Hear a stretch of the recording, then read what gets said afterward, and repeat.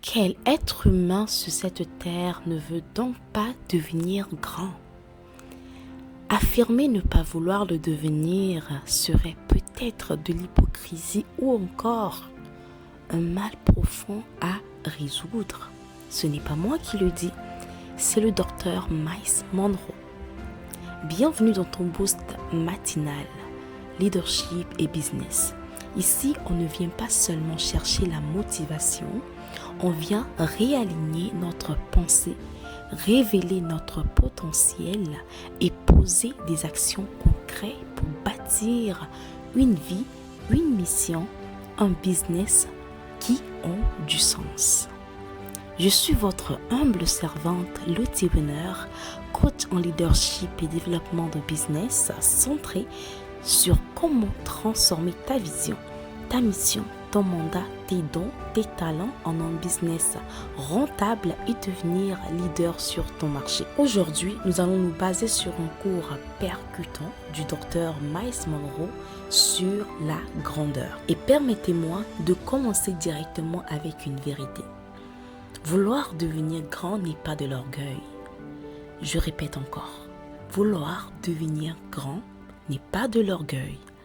Il y a des gens qui ont tellement été conditionnés à se diminuer qu'ils pensent que désirer impacter, réussir, bâtir, être reconnu pour quelque chose de grand, c'est mal. Non. Le problème n'est pas de vouloir être grand. Le problème, c'est de vouloir être grand sans impact visible ou par orgueil. La vraie grandeur ne commence pas par la visibilité, elle commence par le service. Le docteur Miles Monroe explique que même Jésus pour les chrétiens n'a pas réprimandé ses disciples quand ils se demandaient qui était le plus grand. Il ne leur a pas dit « vous êtes orgueilleux ». Il leur a montré le chemin. Il leur a dit en résumé si quelqu'un veut être grand, qu'il devienne serviteur. Mais attention, servir ici ne veut pas dire s'effacer, s'épuiser, se faire utiliser par tout le monde ou dire oui à tout. Servir dans cette perspective, c'est déployer ton don au monde. C'est de donner au monde ce que le Créateur a mis en toi. Et c'est là que beaucoup de personnes se perdent. Elles veulent être grandes, mais n'ont pas encore identifié ce qu'elles portent. Elles veulent être visibles, mais elles ne savent pas encore quels fruits elles doivent offrir.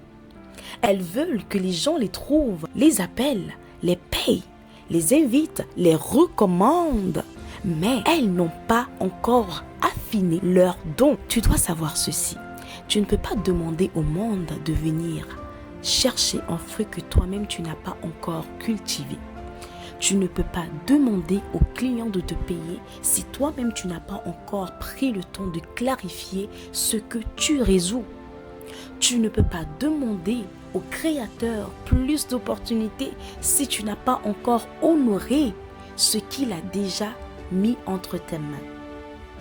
Le docteur Miles Monroe dit une phrase très forte. Quand tu trouves ton don, ils te trouveront. Permets-moi de le répéter, s'il te plaît. Quand tu trouves ton don, ils te trouveront. Ce n'est pas toi qui cours après le monde, c'est ton fruit qui les attire. Regarde un arbre fruitier. Ou pas dans la rue pour dire « Venez manger mes pommes, venez manger mes mangues ».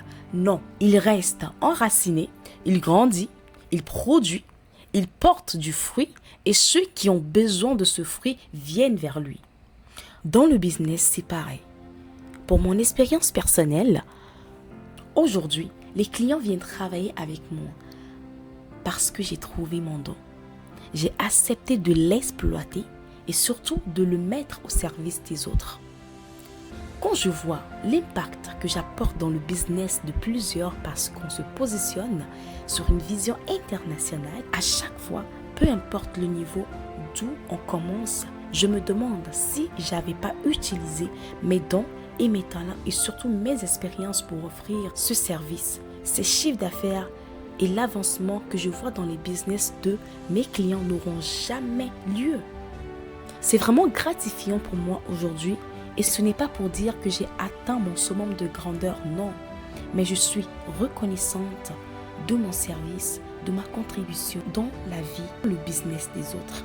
Tellement gratifiant de voir le business des personnes que tu accompagnes avoir une ascension fulgurante de par ton service auprès d'eux. Quand tu clarifies ton don, tu comprends quel problème tu résous.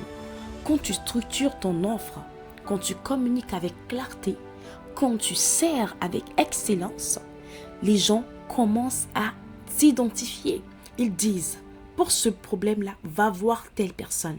C'est ça devenir incontournable. Ce n'est pas crier plus fort que tout le monde, c'est de devenir clair, utile, constante et excellente dans ce que tu portes. Et permets-moi de te poser cette question. Qu'est-ce que les gens viennent chercher chez toi? Pas ce que tu aimerais qu'ils viennent chercher. Pas ce que tu copies chez les autres peut-être. Pas ce qui est populaire sur Instagram ou sur TikTok.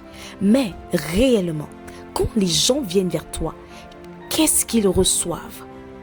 De la clarté, de la motivation, une stratégie, un savoir-faire, une solution technique, une guérison, une méthode, une capacité à connecter les idées, une capacité à vendre, une capacité à organiser, une capacité à assurer. Parce que souvent, ton don se cache dans ce que tu fais naturellement, mais que les autres trouvent précieux. Et parfois, tu méprises ton propre don parce qu'il semble être facile pour toi. Tu dis, mais ça, tout le monde peut le faire. Non, tout le monde ne peut pas le faire comme toi. Tout le monde ne peut pas parler. Tout le monde ne sait pas révéler une âme. Tout le monde peut vendre, mais tout le monde ne sait vendre avec vérité, paix et impact.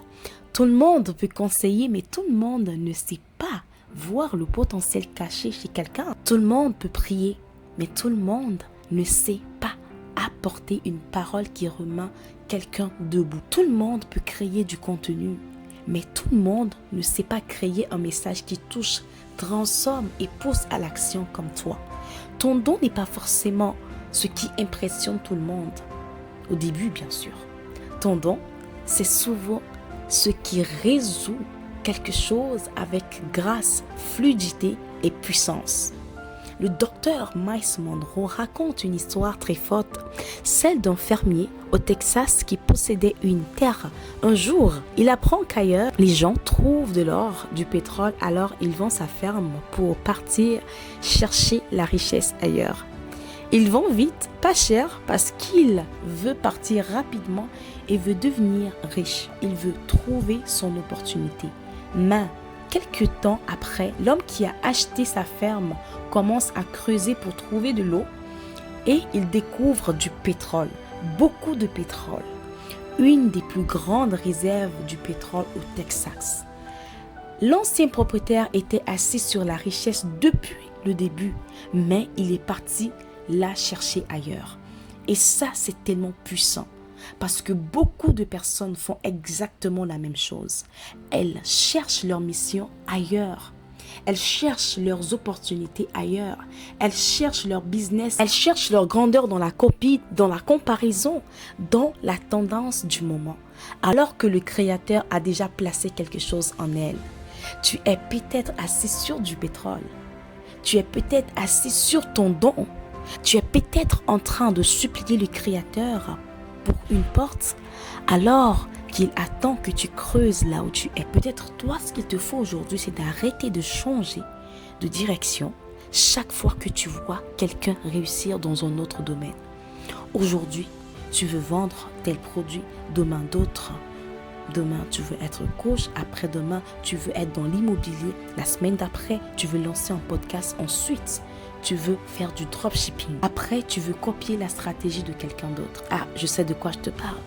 Je me rappelle cette journée-là où j'ai failli copier la stratégie d'une personne, mais je me suis dit, tu n'es pas ignorant des lois du business. Approche plutôt la personne pour lui poser des questions.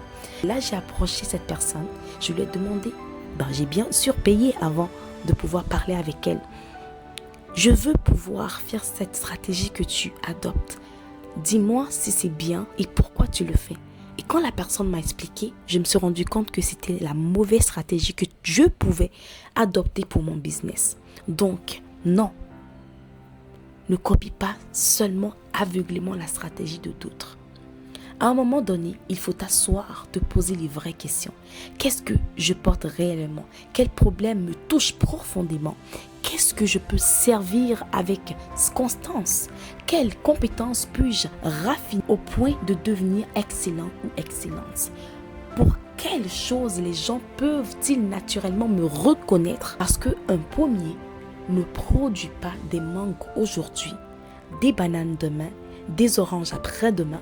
Un pommier produit des pommes. Il devient reconnu pour son fruit. Et toi, pourquoi est-ce qu'on doit te reconnaître? C'est une question de leadership. C'est une question de mission. C'est aussi une question de business. Parce que dans le business, l'argent suit la valeur claire. Les gens ne te payent pas pour la confusion. Ils te payent pour une solution. Les gens ne te payent pas parce que tu es occupé. Ils te payent parce que tu les aides à avancer. Les gens ne te payent pas parce que tu es plein d'idées. Les gens te payent parce que tu as transformé une idée en un résultat concret. Et c'est là que beaucoup se trompent. Elles veulent faire du cash sans clarifier leurs fruits.